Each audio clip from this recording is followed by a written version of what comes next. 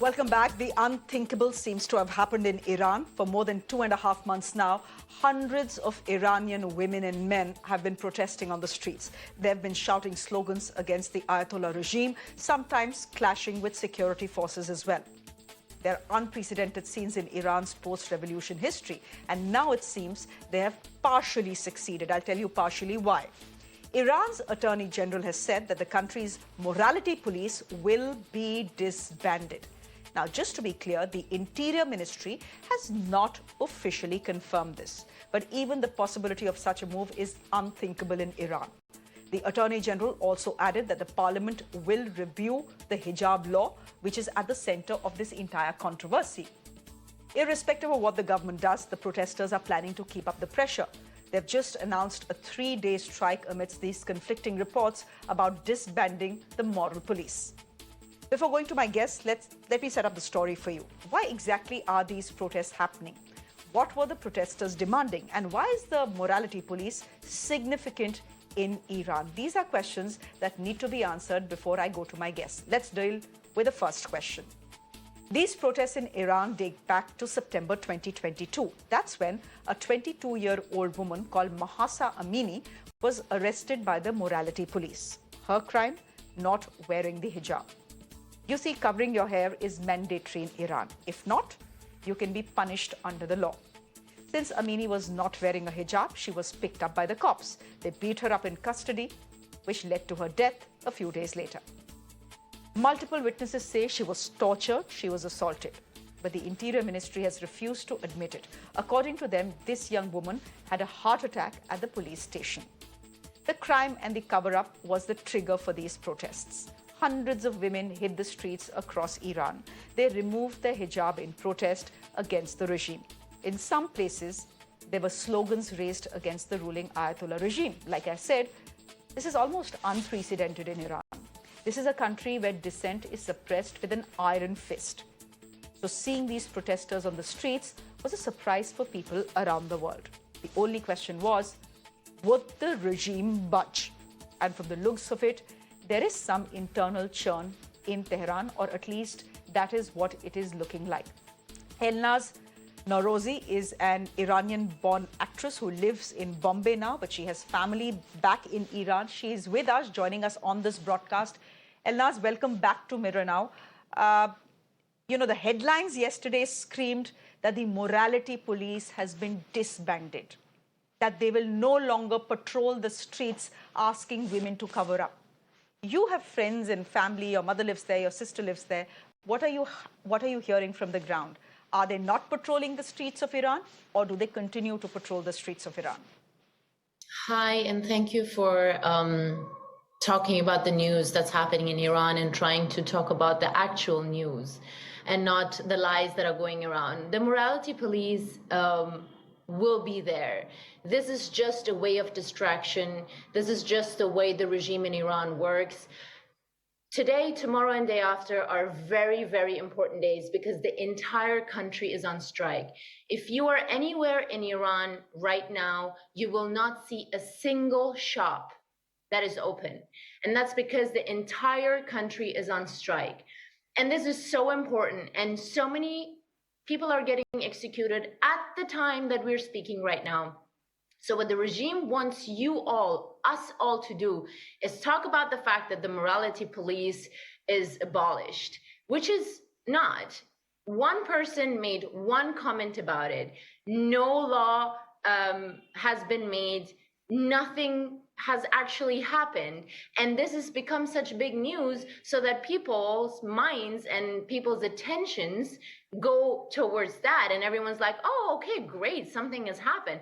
Whereas nothing has happened. I posted a story yesterday on Instagram where after the news, something came out where basically what is happening is even if they go through with no morality police anymore, you will still have the same people, just not in a morality police van anymore, in a private car, coming to you, harassing you, beating you up, and asking you to cover up. So nothing has really changed. This is just fake news, so they divert our minds. Okay, you're saying it is fake news, Elnas, but what the country is officially, they're not officially telling us, confirming or denying whether the morality police has been disbanded or no. You're calling Correct. it fake news, and a lot of Iranian activists are calling it fake news as well. But it seems that the parliament is ready to review the mandatory hijab law.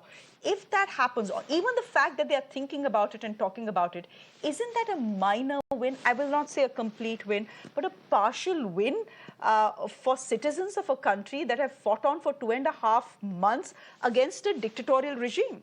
Just the fact that you've pushed them to think on that direction. Well, that's, first of all, as I said, that's only just so we talk about these things and show that, see, after the UN decided to start that independent mission to find out what's happening in Iran, this is when the regime got really scared. And that's why they're saying these things right now. They are never gonna stop the mandatory hijab. Never. This is against the rules of this regime. So they will just talk about it, but they will never, ever stop that, or even the morality police. And this is not a win for us. If you ask us Iranian people, we are not protesting against hijab. We're protesting against all of the prisoners who are journalists, students, teachers, normal people who have just spoken against the regime, and they're in prison, they're being raped, they're being hurt, they don't get proper treatment. We're protesting against the economy. Iran is such a rich country. Everyone could be a millionaire. Every single person living in Iran could actually be a millionaire if we would get the monies that belong to the people. But where are those monies? People are poor. People don't have money to eat. People don't have money to live. We're protesting against these things. We're tired of those 43 years that have, it just started with Mahsa Amini and the hijab situation. But it's not just about the hijab. Even if they stop and say, it's great, everyone go on the roads without hijab, wear your hair free, people will not stop protesting, because we want the regime gone. We don't want the hijab gone. Everyone can wear what they want. We're okay with the ones who want to wear the hijab. We're okay with the ones who don't want to wear the hijab. This is not about hijab. This is about changing the murderous regime of Iran. So you're saying right now what we are seeing is a PR stunt, a diversionary tactic. There is absolutely no attempt at real reform. But Elnas, the ultimate goal that you talk about, the dismantling of the Ayatollah regime, only that's when protests, you're saying, will stop in Iran. Do you see that happening? Because come to think of it, I understand what you're saying, but the Ayatollah regime is where it is because it has support of a large section of people in Iran. If they didn't, they would have been out by now. No, large section. Do you think 90% of the people who don't want the Ayatollahs are less? Compare 90 to 10%. It's a big number. It's not even 50-50.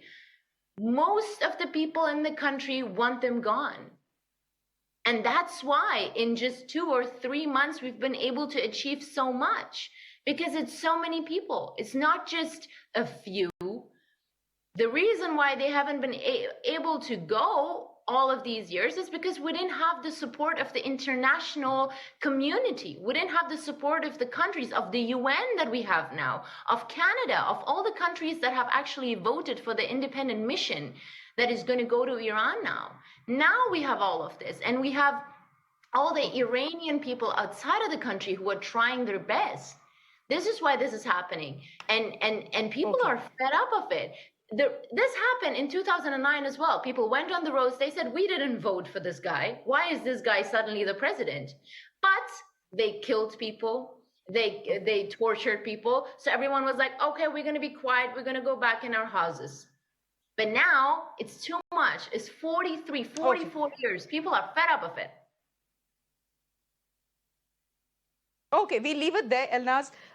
Thank you for joining us. You are calling what we are seeing on international press fake news. You're saying the morality police is there, and no parliament is going to review the mandatory hijab law. Even if they did, that's not the end goal. We leave it there, Elnas. Good to have you on the show. Thank you very much. Let's also talk a bit about this morality police brigade itself.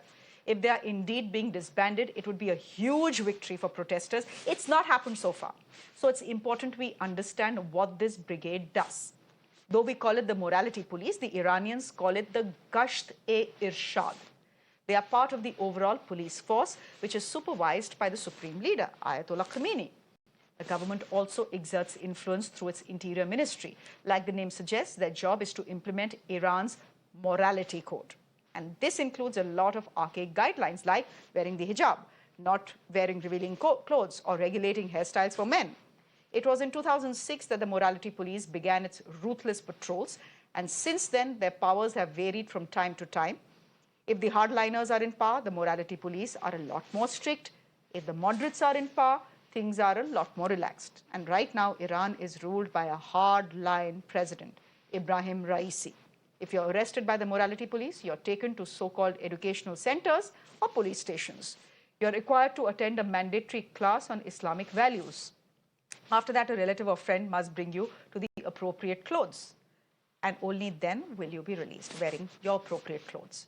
But as we have seen with Mahsa Amini, things don't always play out that way. The morality police acts with a lot of power and impunity because they are supported by the Ayatollah. So even the possibility that this brigade could be disbanded is huge. But unless there is official confirmation, nothing is certain. That is important to remember. We have an Iranian journalist, Fatimi Kareem Khan, who is joining us from Iran itself. Fatimi, first of all, thank you very much because I know it's particularly difficult for people living in Tehran to be speaking out, about what is happening on the streets of Tehran and across Iran. Can you help me understand what the exact situation in Iran is right now? The international press has reported morality police disbanded. The government and the parliament will review the mandatory hijab ban.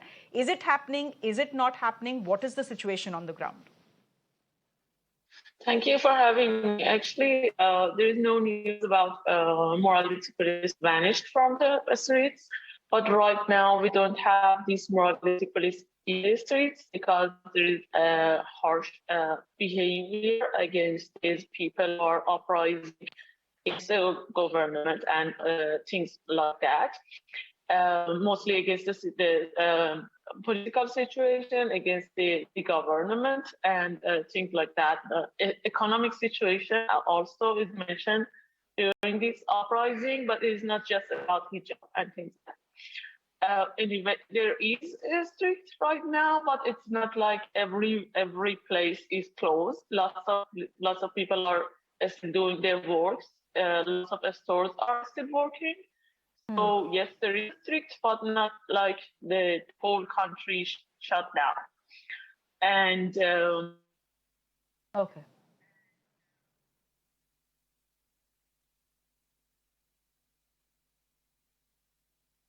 Okay, I do think we have lost our connection with Fatimi Kareem Khan, and I can understand why. She's joining us from Tehran. It happens across the world when you have protests raging on. Regimes don't want the information to go out. The internet can be shut down. It can be slowed down. Is that why our connection with Fatimi is not the way we would have liked it to be? Well, possible. It's fairly possible. But a couple of things that she's saying is this, that right now they haven't seen, she's saying she hasn't seen the morality police patrolling the streets. That's number one. And number two, she's saying it's not like the entire country is on strike. There is a section of markets, etc., that continue to be open. What's the clear picture, the correct picture in Iran? I'm afraid only someone who's in Iran can give us that picture. So far, for the moment, there has been a claim based on what the Attorney General of Iran has said, that the morality police has been disbanded, but there is no official word from Iran. Again, no official word from Iran on whether the parliament is actually going to review the mandatory hijab ban. But here is what activists on the ground are saying. Activists on the ground are saying, you think the morality police has been disbanded? Take a look at a picture of this woman without a hijab at an amusement center, and that's a picture that has now gone viral. They're saying this entire amusement park were shut down because of this one employee not wearing a hijab. So that's the level of intolerance that women in Iran are dealing with as far as the hijab and the Ayatollah regime is concerned. So will they change their colors? Will they push the country to actual reforms? Most activists on the ground are saying they don't foresee that happening. So irrespective of whether the morality police is on the streets, whether they continue to be called the morality police or not, women and streets of Iran will still be censured. They will still be patrolled. We leave it there for the moment. Thank you very much for joining us. The news at 9 is coming up right next. We have all the election numbers for you coming up, plus all that has made headlines across the country today. Do stay with us.